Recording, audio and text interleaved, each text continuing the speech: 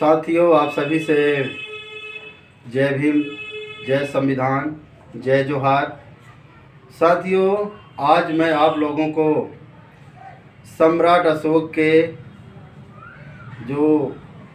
अशोक के शिलालेख हैं, उस शिलालेख से जो अशोक चक्र है, उस अशोक चक्र का एक ऐतिहासिक महत्व है। आप लोगों को मैं उसके बारे में मैं बताना चाहता हूँ। साथियों, जर्मन के प्रसिद्ध इतिहासकार, जो एक मशहूर इतिहासकार थे जिनका नाम था चार्ल्स लेविन एलेन, इन्होंने सन 1905 ईस्वी में वह स्तंभ की खोज की जिसको सारनाथ के नाम से जाना जाता है। उन्होंने सारनाथ स्तंभ को खोज किए और वे समाज में लोगों के सामने इस पटल पर रखे। साथियों, इस शिलालेख में 4 मुख वाला शेर एवं 24 तीलियों वाला अशोक चक्र था, जिन्होंने प्रत्येक अशोक चक्र के प्रत्येक तीलियों का एक अलग ऐतिहासिक महत्व है। जिस प्रकार राष्ट्रीय तिरंगे झंडे में 3 रंग होते हैं और 3 रंगों का एक अलग महत्व है। जैसे श्वेत रंग जो होता है शांति एवं सत्य का प्रतीक है, ठीक उसी प्रकार जो केसरिया रंग है त्याग और बलिदान का प्रतीक है, और जो हरा रंग है प्रगति और हमारा देश कृषि उन्नति प्रधान देश बने, ये हरे रंग का प्रतीक है। साथियों, उसी प्रकार अशोक चक्र में 24 तीलियां हैं और उस तीलियों का भी एक ऐतिहासिक महत्व है, जिस कारण से मैं आप लोगों को पंक्तिबद्ध में बता रहा हूँ। साथियों, 250 ईसा पूर्व सम्राट अशोक ने सारनाथ में यह स्तंभ में लिखे थे, जिसका पहली तीली का महत्व है संयम। अपने जीवन को संयम के आधार पर जीना चाहिए, यह प्रेरणा दे रही है। दूसरी तीली आरोग्य, मतलब हमें अपने जीवन को एक संयम के तहत स्वास्थ्य जीवन जीने की प्रेरणा देती है। तीसरा शांति, हमें देश में शांति कायम रखना है, यह हमें तीसरी तीली प्रेरणा देती है। और चौथी है त्याग, हम अपने देश और समाज के लिए त्याग की भावना होना चाहिए, जिससे यह हमें प्रेरणा मिलती है। 5वां नंबर शील, अपने जीवन में शील का आचरण करना चाहिए, सदाचार का आचरण करना चाहिए।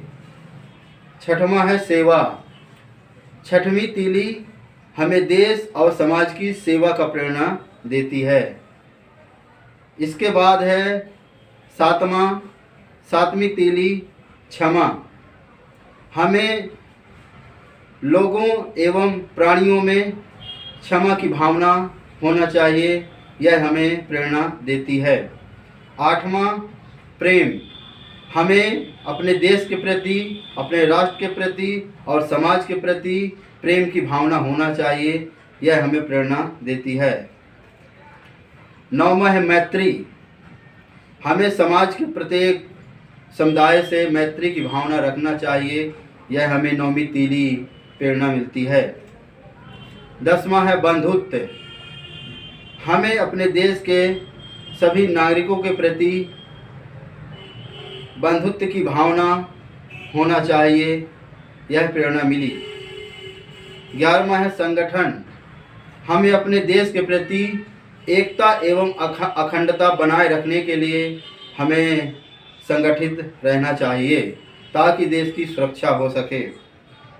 12वां है कल्याण, हमें कल्याणकारी योजना बनाना चाहिए जिससे समूचे समाज का और देश का विकास हो सके। 13वां है समृद्धि। हम अपने देश के प्रति देश को समृद्धि बनाने के लिए हमें उसमें सहयोग और समृद्धि में विकास में सहयोग प्रदान करना चाहिए। 14वां है कल्याण। हमें कल्याणकारी राज्य की स्थापना करना चाहिए। 15 सुरक्षा। हमें देश की सुरक्षा के लिए, समाज की सुरक्षा के लिए प्रेरित रहना चाहिए। यह हमें 15वीं तीली से प्रेरणा मिलती है। साथियों, इसके बाद है 16 नंबर की जो तीली है, नियम। हम अपने जीवन में, निजी जीवन में संयम से अपना जीवन यापन करना चाहिए। और 17वीं तीली समता। समता का प्रतीक है। हमें समता मूलक समाज की स्थापना करना चाहिए। यह 17वीं तीली हमें प्रेरणा देती है। 18वां अर्थ मतलब धन। धन का हमें सदुपयोग करना चाहिए, उसका दुरुपयोग नहीं करना चाहिए। 19वीं है नीति। हमें अपने देश की नीति के सिद्धांतों का पालन करना चाहिए। यह हमें प्रेरणा मिलती है। 20वीं तीली हमें न्याय की प्रेरणा देती है। हमें सभी समाज के प्रति एक समान न्याय देना चाहिए या कि न्याय करना चाहिए। 21वीं तीली सहकार। हमें देश के लिए और समाज के लिए मिलजुल कर काम करना चाहिए। 22वां कर्तव्य। अपने कर्तव्यों को, हमें जो अधिकार मिला है, अपने कर्तव्यों को एक ईमानदारी से उसको पूरा करना चाहिए। और 23वीं तीली हमें अधिकार की प्रेरणा देती है। हमें जो अधिकार है, हमें अधिकारों का सही उपयोग करना है, उसका गलत उपयोग नहीं करना है। यह हमें 23वीं तीली प्रेरणा देती है। 24 बुद्धिमत्ता। हमें देश की व्यक्ति विकास के लिए बुद्धि और विवेक का उपयोग करना चाहिए। यह हमें इस प्रकार साथियों, ये 24 तीलियों का एक ऐतिहासिक महत्व है।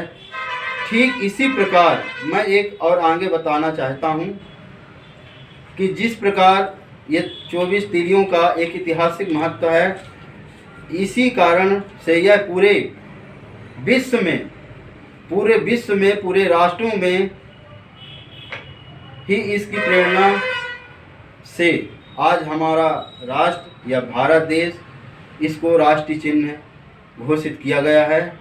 और इसको सम्राट अशोक ने, उस समय के वे एक छत्र अखंड भारत के राजा थे और उन्हें अपने राज्य में राज्य चिन्ह के रूप में घोषित किए थे।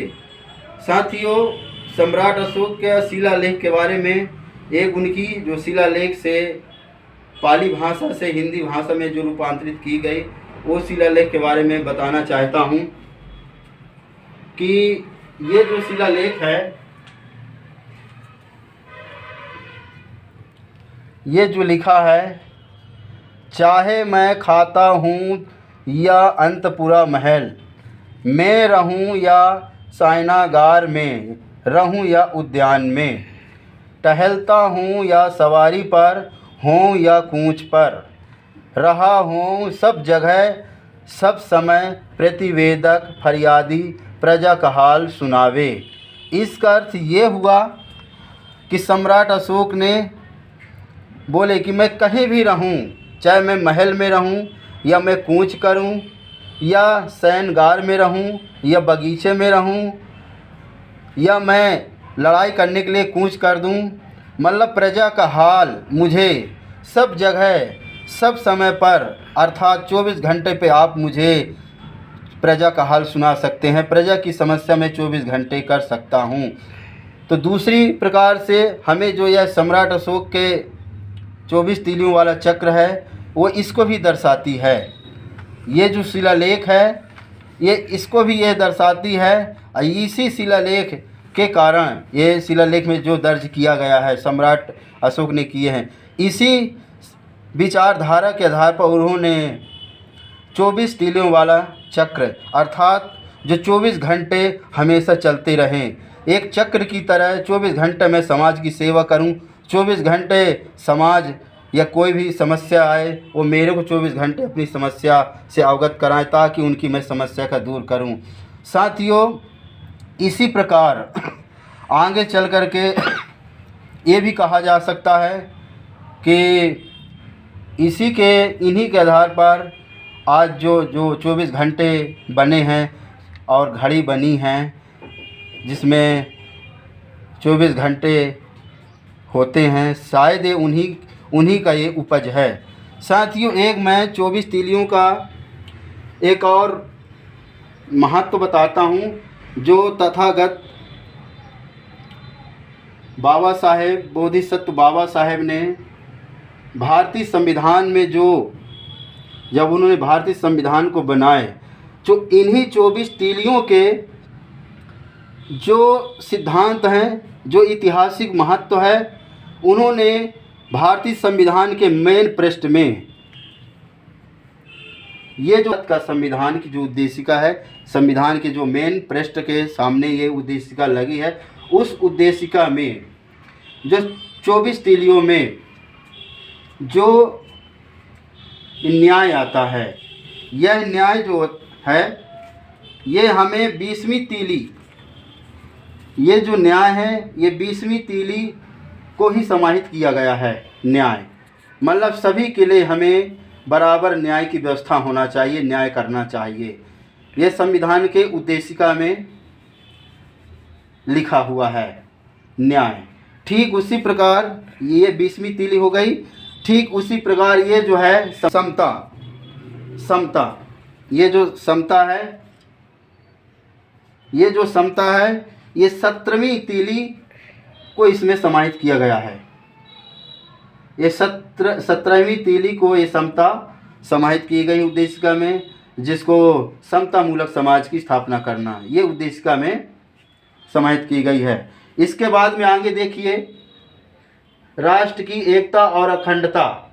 ये राष्ट्र की एकता और अखंडता, ये जो राष्ट्र की एकता और अखंडता जो है, इसमें 11वीं तीली को समाहित किया गया है। संगठन, 11वीं तीली में संगठन है, अर्थात संगठन का तात्पर्य यही है कि हमें राष्ट्र की एकता और अखंडता के लिए हमें संगठित रहना चाहिए। ये जो है 11वीं तीली को इसमें समाहित किया गया है। ठीक उसी प्रकार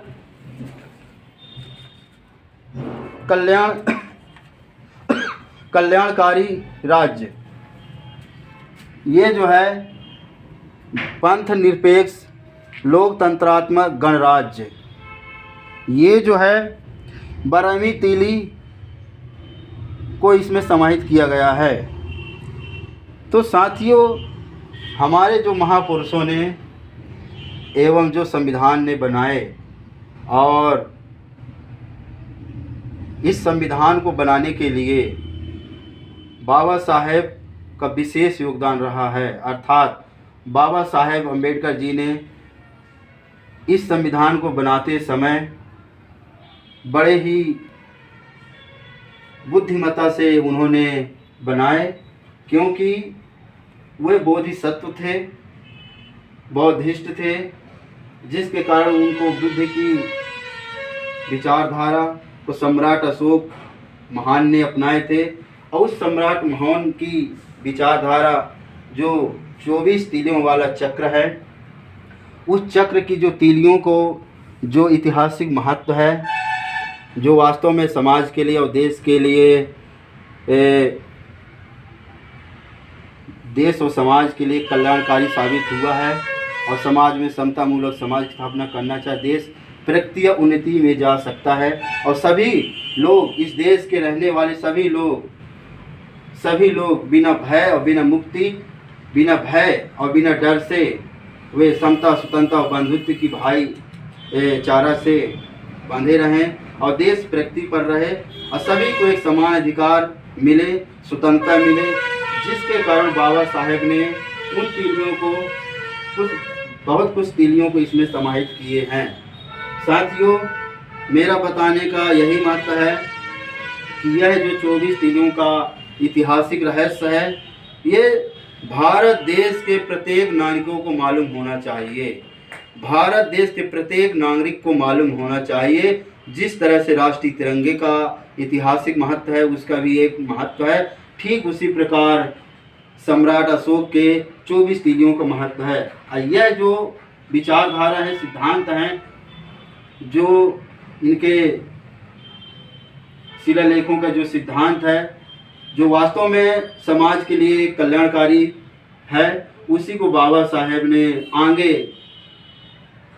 आने वाली समाज की रूपरेखा देखते हुए और उनकी आगे की सोच जो थी, उन्होंने इस संविधान को एक लिपिबद्ध करके और उद्देशिका जो है, भारत की जो उद्देशिका है, उन्होंने उद्देशिका में समाहित किए।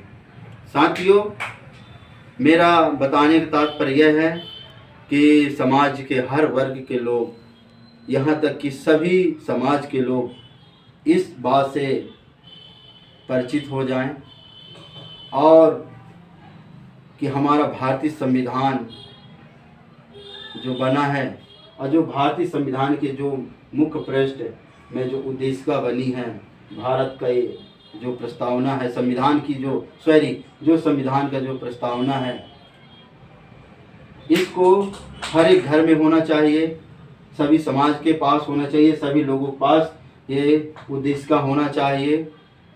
मेरा वीडियो बनाने का यही मतलब है कि सभी लोग अच्छे भली भांति समझें।